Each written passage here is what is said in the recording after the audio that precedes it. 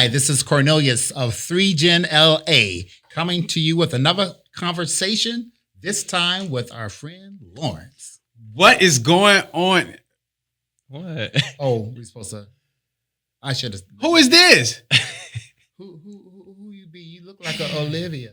I can't. Hi guys, I'm Joel. We're back for another conversation. And I'm Lawrence. And today, the person spilling the tea will be Lawrence. Yes, you guys get to hear about my coming out story. It's very invigorating.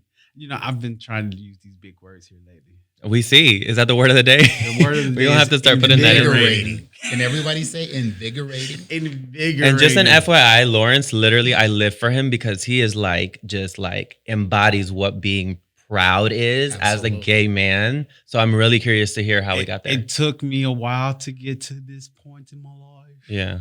I will say. So I like to be referred to as a he, him, his. Mm-hmm. Is that it? Mm-hmm. That's my pronoun. He, him, his. I I'm gay, but I do consider myself to be whatever society say a gay man or a man should be, which is a he and a his and a him. So let's get down to business. I am originally from Atlanta, Georgia, born and raised in the good old South. Born to a loving mother and a father. So you're a Southern peach, huh? I'm a Southern peach. I'm a Southern boy. So I get a little twang every now and again. And you love it. Like when I say those words like invigorating, I really have to think about it and really like say it right. Say it right because Southerners like, have a little lazy tongue. Yeah, you're like, let me not sound stupid trying to sound smart. You know what I mean? There you go. There you go. So I was born in Atlanta, Georgia. I too was raised in the church.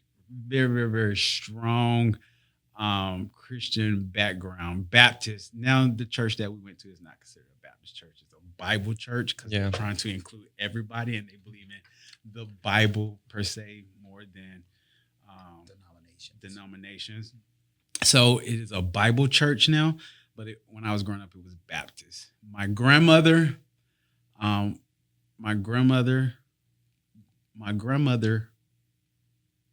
daddy. Mm-hmm. I'm just gonna put it like that. I was trying to be her dad. Okay. So my great grandfather.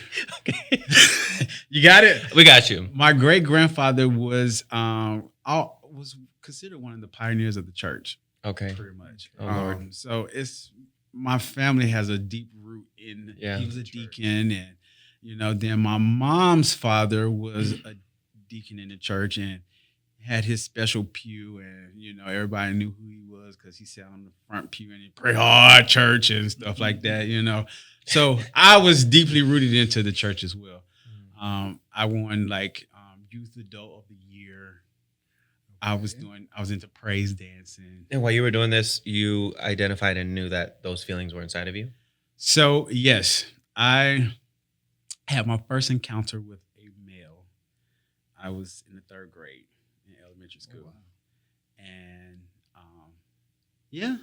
it's quite interesting. I was not raped. I was not molested. It was mutual. Yeah, it's important to say. It was mutual. It was curiosity for me. But I didn't know at that time that I was interested in. Yeah. And growing up, you have to, especially growing up in the church, and they look down upon that so much, you do a lot of playing double roles. Mm-hmm. I had girlfriends, but I had boyfriends too. I like to think that's why you've adapted so well because you started so early. You knew who you were so early. Yeah. I knew who I was, but I was uncomfortable with who I was. Which sad because it's what everybody else. It's how everybody else made it feel for you. Yeah. But I was able to, I guess in so many words, I lived a double life because when I turned 16, my parents bought me a car, and that was all she wrote. Yeah, all you needed. Yeah, that was all she wrote. So I could out Georgia. Yeah, I was doing my thing. I had a girlfriend. And by no means, I want to put this out. I probably hurt a lot of people. Now that they hear and see what's going on in my life, because a lot of my ex-girlfriends or whatever, they follow me on social media. So I just want to put it out there that I apologize if I alter your life in any kind of way that set you back in any kind of way. I apologize for that. I do that sincerely from the bottom of my heart. But at the same time, it was me not being comfortable with who I was. Yeah. That's very big of you. Yes. So how did I come out? I came out initially to my cousin. My cousin was my favorite cousin. Her name is Tara, and I'm putting her name out there. Hey, Tara, love you, boo. We were like two peas in a pod. Like when you saw Tara, you saw me. Yeah. When you saw me, you saw Tara. And her family, her parents actually did not trust her with anybody but me. I'm the golden kid in the family. You know what I'm saying? Like a lot of my cousins protected me because they felt like I was the one that was going to go and be better and do stuff. You know? Yeah. I have cousins that's been on life sentences for drugs and, you know, murders, all kinds of stuff. So I was set on a pedestal. So I am that person in the family. You know what I'm saying? So I was protected a lot. So I came out to my cousin. And when I came out to my cousin was like, boy, who cares? You're my cousin. I love you no matter what. You know what I'm saying? So it didn't matter to her. 2 years later, I came out to my sister, my baby sister. Now, coming out to my siblings, now my baby sister is my heart. You guys got to understand that. That is we 6 years apart, and that is my absolute heart. Not that I don't love my other sister. I love her to death too, but when my baby sister was born, I was the one that was like, I held her, I took care of her. You know, my other sister and I, we were like 15 months apart. So we're so close together. Yeah, we're growing up together. Yeah, but I was 6 years old when my baby sister was born. So, you know, this is my baby. You know what I'm saying? So to this day, we are very, very close. So I actually was hesitant about coming out to her. Yeah. Or not. Because she had kids and she had boys or whatever. And I didn't want her to change her views on me, one. Mm-hmm.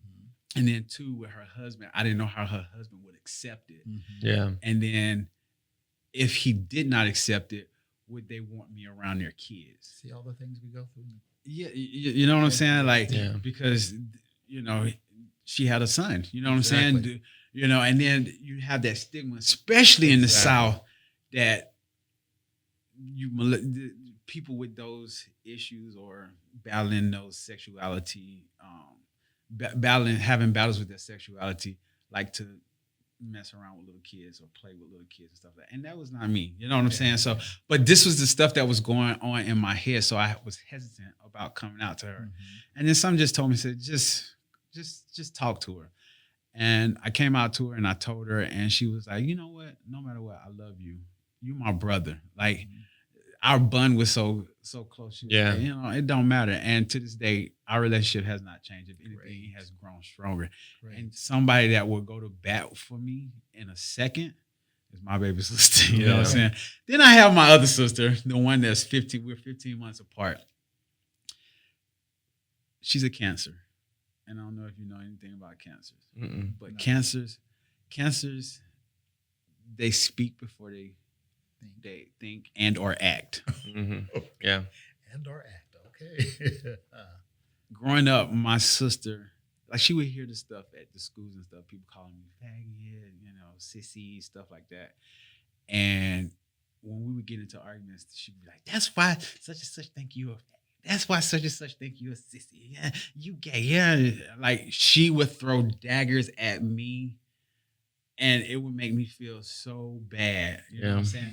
But I had to get over that. And when I got over that, it was like, look, if my sister can do it, these other people, what y'all saying and what y'all doing, I don't even care. It don't even matter to me. You know what I'm saying? So I did decide to come out to my sister, and she was another one. She was like, boy, it doesn't matter. You know, you're my brother. But don't get her pissed, because she going to throw them daggers at me. You know, that's so crazy. That's just how she is. And I have learned to understand that that's how my sister is. And she's just angry, and that's how she lashes out at you. Do you think she does it because she knows it's gonna hurt you, or do you think she does it because that's what she really thinks? I think she does it trying to hurt me. Yeah, I think she knows she's in a fight. Yeah, she's in a fight, and that's how she's gonna win the fight, and she feels like that's gonna hurt me. And but little does she know you don't care. Yeah, she feel like it's demeaning and stuff like that. So she was the third person I came out to. How about your parents? So I really haven't really came out to my dad. I really haven't said those words. Well, I did. I take that back. I did, but he already knew. Okay. It wasn't a coming out. It wasn't a coming out. No.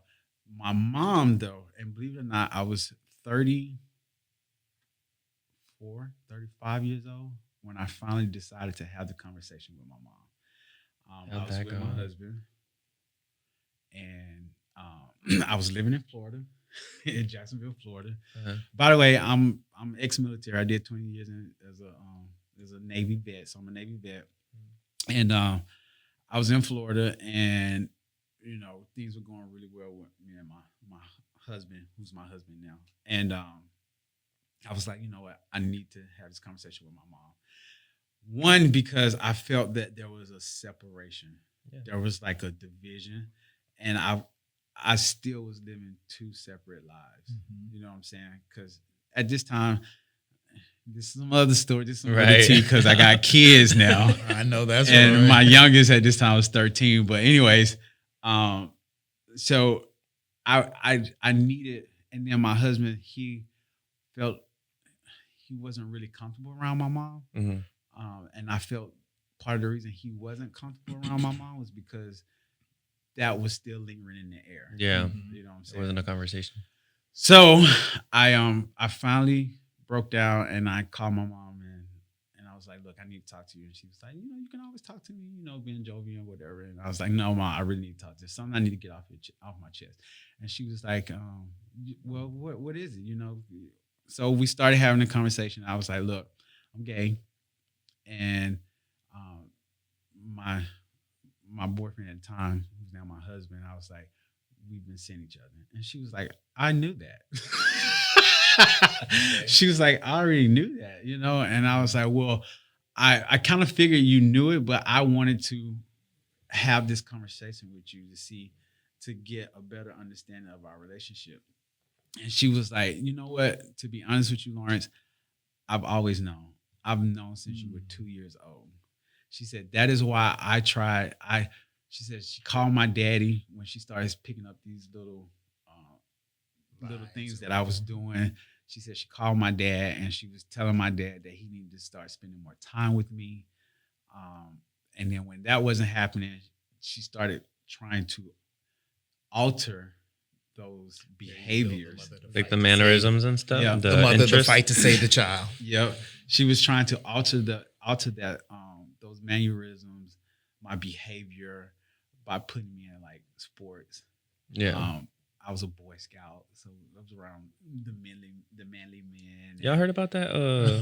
You heard about it? Okay. Right. No, you. But see, my Boy Scouts was through the church. Went right into the den. So was it Royal Rangers? Huh? Because I used to do Boy Scouts through the church, and it was called Royal Rangers. No, it was Boy Scouts. I was a Cub Scout, I was a Boy Scout. Legit. You got badges. Okay, gotcha. I got the badges. I got the sash. I got the uniform. I got everything. On top of that, to church. And then at the church, So, she told me, she was like, I've known since you were 2. That's why, she started trying to put me in all these different little activities and stuff, trying to alter my behaviors. Yeah. And then I'm a big Janet Jackson fan. Mm-hmm. Love me some Janet Jackson. Yeah.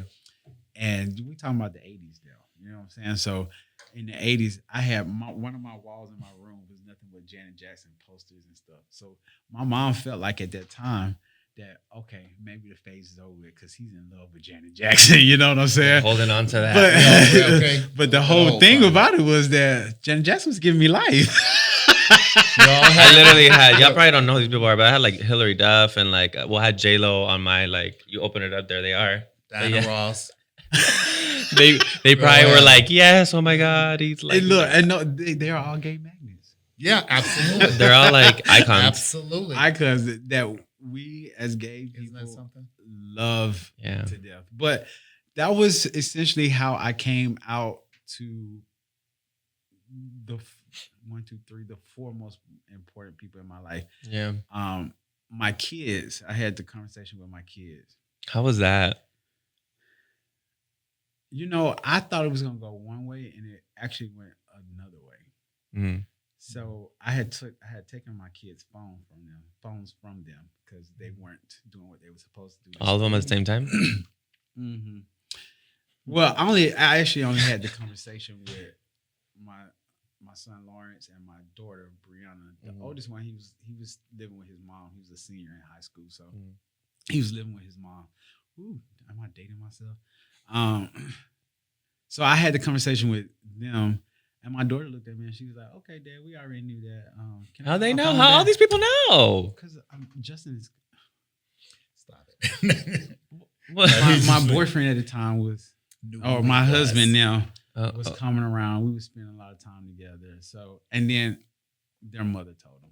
Okay, gotcha. Yeah, so that's how they knew. But that's crazy. When you think of coming out, you don't think of coming out to children. Yeah. You know what I mean? Like you think of like you coming out to your parents, your siblings, your friends, but like to your children. And I never really cared about friends. Like I didn't. So fickle anyways. Yeah, I didn't. That never crossed my mind.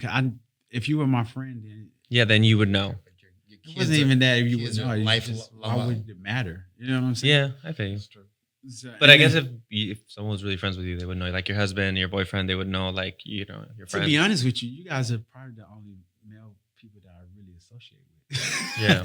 All my friends are primarily females. Yeah. Like I grew up, I had one good guy friend that growing up, and then when I started coming into my own and being who I was, we kind of like it became two different people, two different interests. Yeah. So, my dad, on the other hand, I recently told him about 2 years ago. I just told him I was gay. He needed to get over it.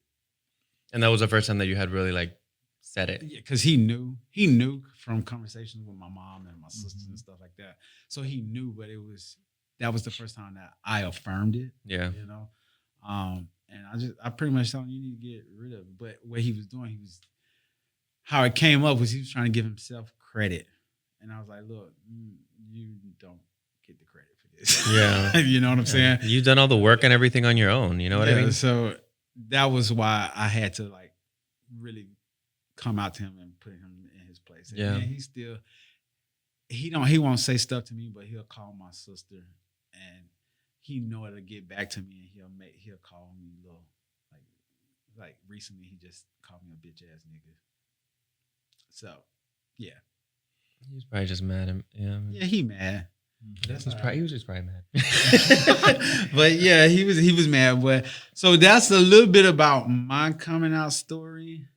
So interesting. Yeah, and it seems like full circle too. Yeah, it like both of you said, it's kind of like you guys have definitely come into your own. It took me a while to get here because I mean, it's a process. Even with being in the military, you have to like hide it. Yeah, I double. They never knew. Military. So when I first joined the military, they had don't ask, don't tell. Uh-huh. So primarily don't ask, don't tell. They can't ask me. Yeah, you don't gotta tell them. And I don't have to tell them that. I come to work, I do my job, I go home. And then they repealed don't ask, don't tell. And when they repealed don't ask, don't tell, I got a little bit more comfortable. I got a little bit more comfortable with life, and they started picking up on little mannerisms and stuff like that. But at the end of the day, it was like you can't do anything about it. Just think of all the things, all the areas that we go through, and just to try to live our truth. So here's the crazy part about it, and to try to freaking serve the country. Like here's the crazy part about it is that in the military, I had a job where I was privy to a lot of information, personal information about people, and I would attend these different trainings, and a lot of men do not come forward about being sexually assaulted because they feel like, oh, you a man, you're not supposed to, you running, you telling. But there are so many men in the military that have been raped by another man. There are so many men in the military that have been raped by women. Wow. Like they would drug them and take advantage of them. Wow. It's deep. It's crazy. the military has so many. A lot of people don't even understand the type of stuff that we go through. Not only do we have to deal with one another in the military, but we have to deal with the outside. We have to deal with military policies. We have so much that we have to deal with. And I had got into a position or a point, and it saddens me now that I see a lot of my friends who were like sexually assaulted, affected, raped, and stuff like that. And I see them coming forward now, and it's like, how did I miss that? You know what I'm saying? Well, you were going through your own stuff. I was going through my own stuff, and I was trying to come into my own. So everybody else's problems were theirs. It was theirs, pretty much. Yeah, it was. But now I look at it and I'm like, man. It was literally don't ask, don't tell. Yeah. And it's crazy how that works out. But yeah. So very interesting. So I know. I'm glad we got the aspect of having the children, you know. So that'll come out a little bit and more the military, too. like dang, like that's insight you usually don't get. I haven't heard of stories like that. So this is what's going to make this podcast even more interesting because I was a stripper. You were in a house? You told me you were in a house? You said you were going to talk about that? I was in a house growing up. Lots to tell. So the pose, I know all about. Like I lived the that pose. life. I'm sorry, the show, the pose, or the show Pose. Yes, I can think. I know a lot about all those houses and how you get the stunt kids. Yeah, and how they. I know a lot. There's so many layers to you, like literally. I've known him for quite some time now, and still I like learn stuff where I'm like, what? You weren't the ball? The ballroom scene, the ballroom scene with the club kids, and I'm an Atlantean. I'm a true. But that's why you're here. That is why I'm here. All that culmination of experience, all of us, Yeah. Yeah, and when you talk about figures, like I literally look at you now and I'm just like, those are goals, you know what I mean? Like and just the way that you carry yourself, like you are the epitome, right, of what a masculine straight man should be. Absolutely. And yet you're so confident in yourself. You're gay, you're proud, you show it. Yeah, you're tough. You have kids, you have he was married in the army. Like it's just crazy. It's my because I remember when we met and you eased that in when you said, and my husband, I was like, and I didn't change the expression. I didn't miss anything. Which is how it should be normalized. But it was so cool. I just thought he's so brave, and he just went there and Yeah, so we appreciate you sharing your story. Thank you. Absolutely. And we hope you guys enjoyed it. Yeah. And please always comment. Let us know what you like. If you want me to go in detail about certain things, yeah, let us know. Let me tell you something. I'm an open book. I'm an open book. I try not to put people's names out there. So yeah. But I want people to hear my story if they're interested in my story. Exactly. Until you read chapter 13 of his book. Ooh.